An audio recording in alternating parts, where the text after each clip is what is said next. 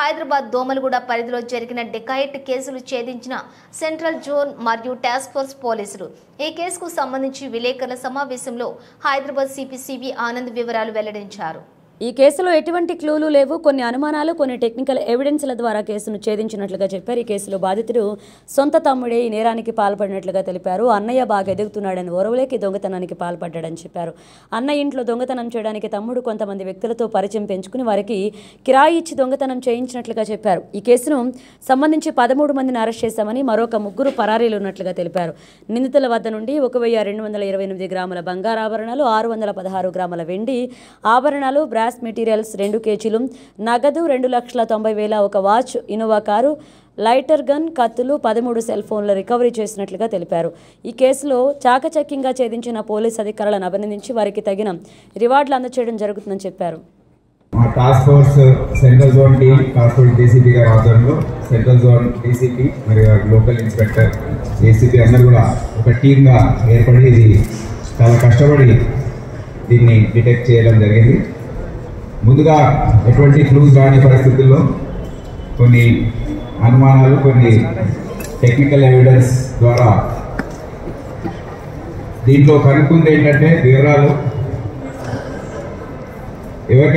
ఏ ఇంట్లో అయితే జరిగిందో ఆయన సొంత తమ్ముడు ఇంద్రజిత్ గోరాయ్, వీళ్ళందరూ కూడా స్వర్ణకారులు, గోల్డ్ స్మిత్స్ బై ప్రొఫెషన్.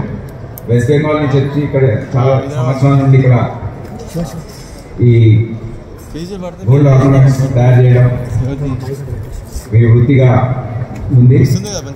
అయితే ఈ అన్నదమ్ముల మధ్య కొన్ని మనస్పర్ధలు, తేడాలు రావడం జరిగింది.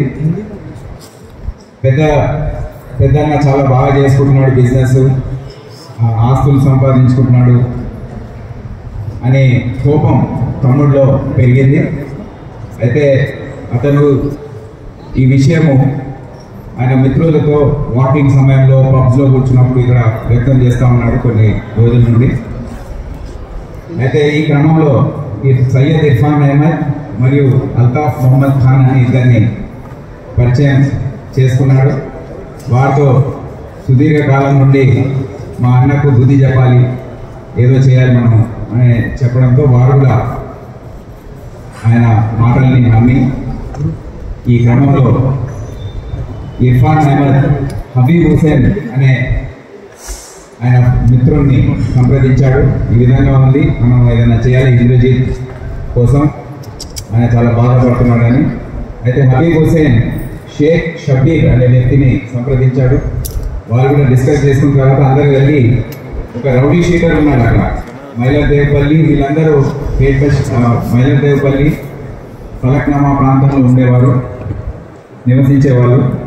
మొహమ్మద్ అర్బాజ్ అనే ఒక రౌడీ షీటర్, మైలర్ దేవపల్లికి చెందిన రౌడీ షీటర్ వీడు మొత్తం బాధ్యత తీసుకున్నాడు. ఈ దోపిడీని నేను చేయిస్తాను, మనం ఇల్లు అంతా ఖాళీ చేసి వాడిని పేద పరిస్థితికి తీసుకురావాలని. సో మొహమ్మద్ అర్బాజ్ ప్లానింగ్ చేశాడు మొత్తం. ఆయన ఒక